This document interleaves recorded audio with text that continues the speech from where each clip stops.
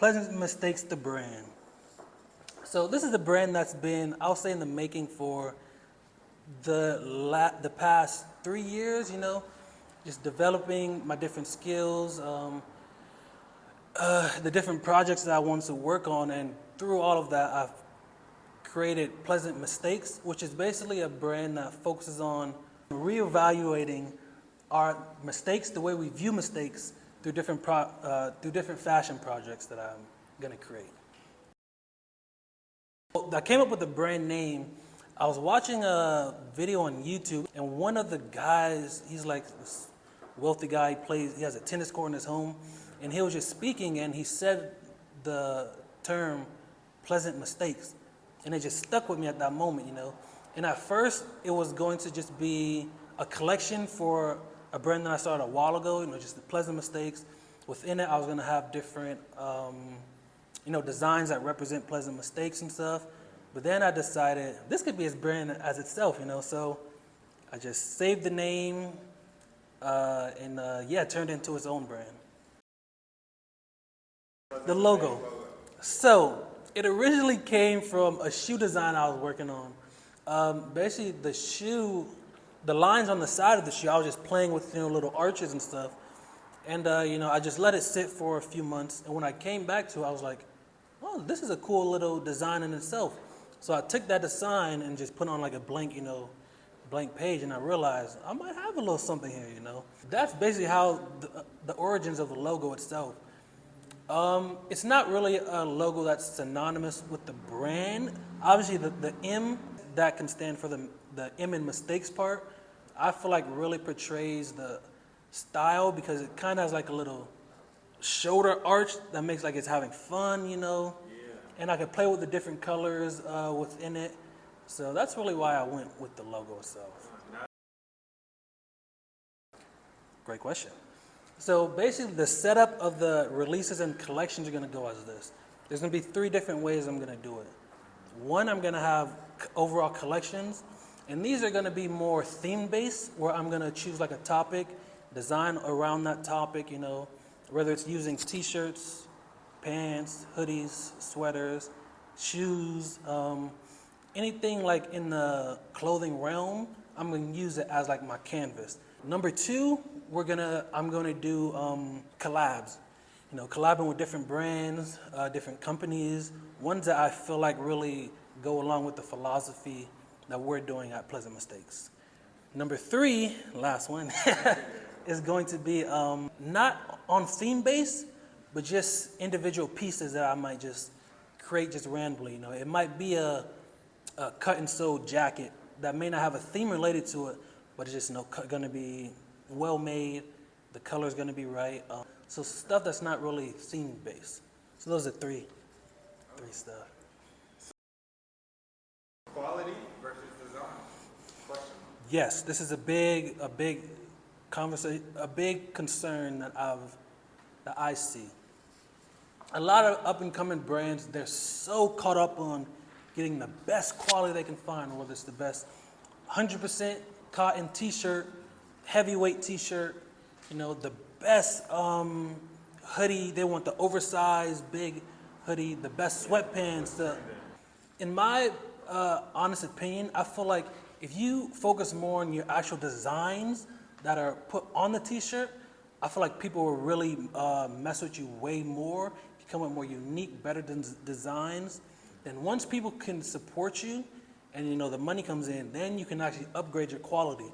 But people focus so much on having the best quality.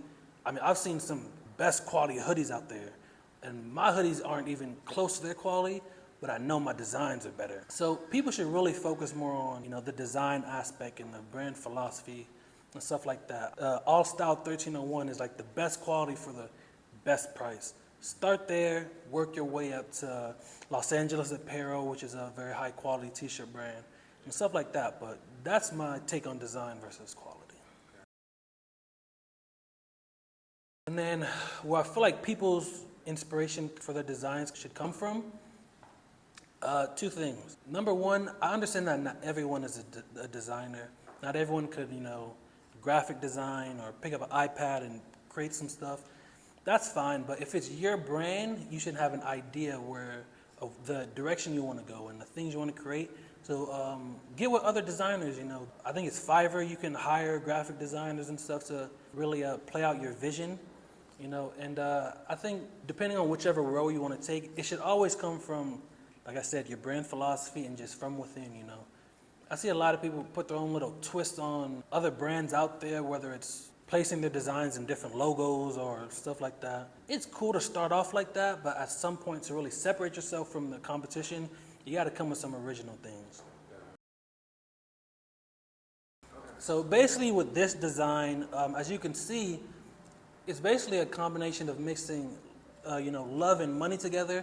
And we all say, you're not supposed to love money, So I kind of created this design as a idea that this is an example of a pleasant mistake.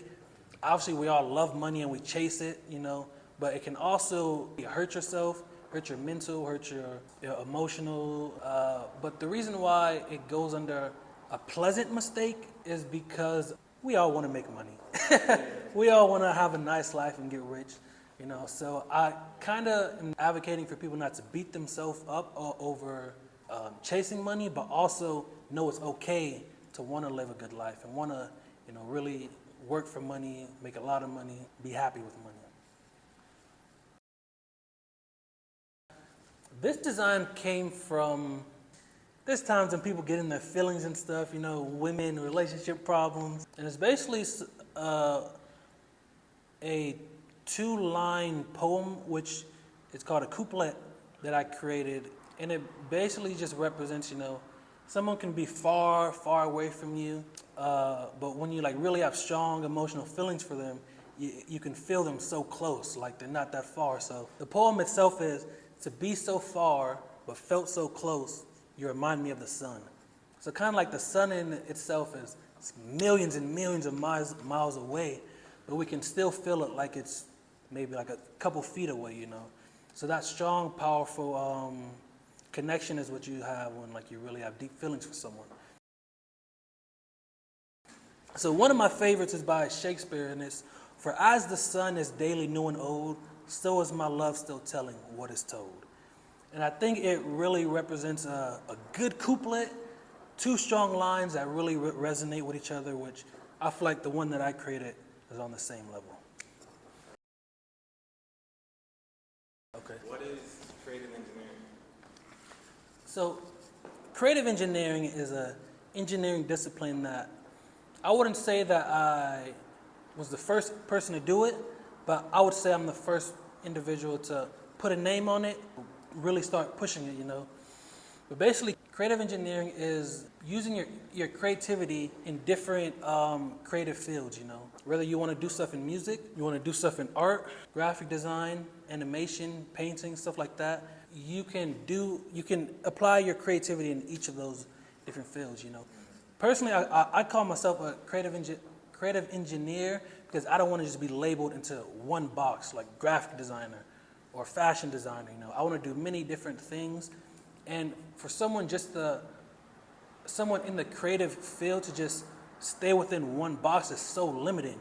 I feel like nowadays we have so much different tools and technology and options and stuff that we can do more than, maybe the creatives back in the day used to do, I think in today's day, we're going to see individuals do greater things and create greater things than maybe someone like him, because instead of just focusing on painting, an individual who can come up with the ideas to put on a painting can also, I feel like, use the same ideas, create animation TV show or create music or whatever else in the creative field, So basically, I'm just learning the different skills I need to learn to apply my creativity into the different lanes that I'm interested in.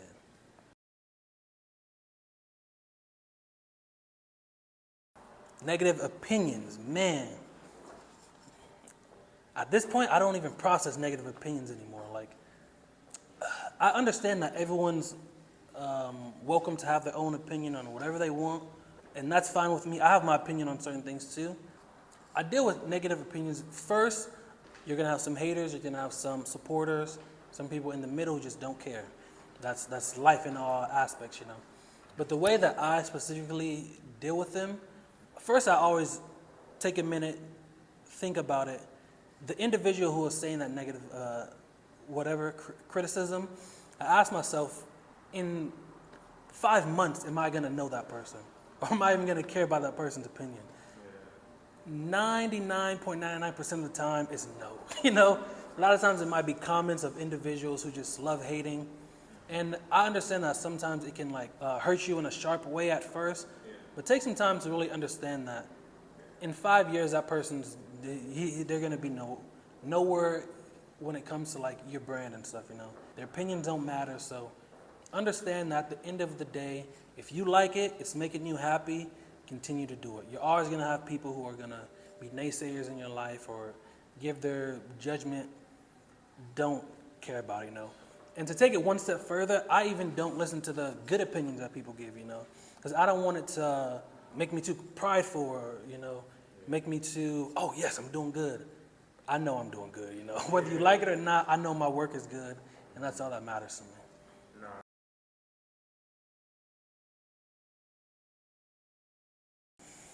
100%. So I think the most important thing that people have to remember when they're starting their fashion brand is that your brand is a representation of who you are, the things that you like, you know, what's really inside who you are as a person. So you have to really make sure that you're getting that across to individuals and people and not giving them this false narrative of what you think most people, you know, want to cling to or copying what other people are clinging to because it's hot. Stay true to who they are, you know, and make sure that you really understand who you are before you just jump into a brand. You know, your brand's just going to be a replica to whoever you're clinging to, whoever you're acting like or trying to be like, or, you know, what other brand you're trying to copy. So make sure you really know what your brand's going to be about.